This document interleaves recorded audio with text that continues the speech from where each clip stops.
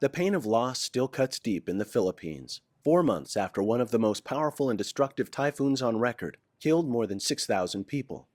13-year-old Jerome Nabong lost his home, which was built on sticks in the sea. He is among the 4.1 million people who were displaced by Typhoon Haiyan, known locally as Yolanda. Jerome is now living in a makeshift shack with his parents and 5 siblings. Nahadlok sila nanunood. Kung nahangin makusog nanunood. Ito. Tapos kung kuha na nanay, bakit na kuno kita nanay? Kayo na kusog na kuno hangin sugad ba ito? To help children like Jerome recover from the trauma of the storm, UNICEF has been working with its partners to train teachers, daycare workers, and education authorities to provide psychosocial support. Some 17,000 children in affected areas now have access to 89 child-friendly spaces, which give them a safe place to play and learn key life skills. Part of a child's recovery is getting back into school as quickly as possible. To date, UNICEF and its partners have provided 430,000 children in affected areas with learning materials. For Jerome and his family, clean drinking water is also a top concern. They are among the 930,000 people that UNICEF has restored access to safe water.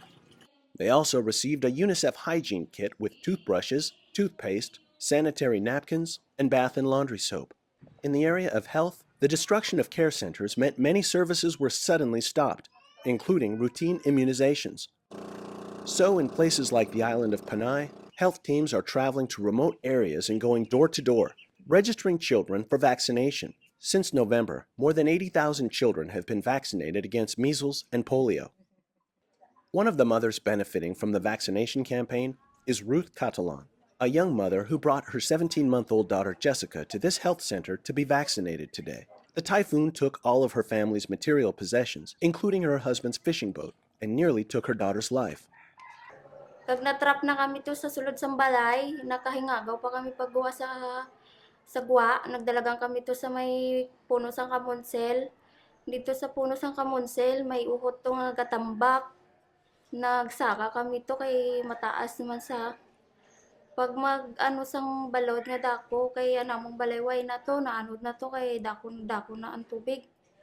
For those children separated from their families or guardians, UNICEF is using an innovative mobile phone application to quickly document and share information to return them to their families whenever possible.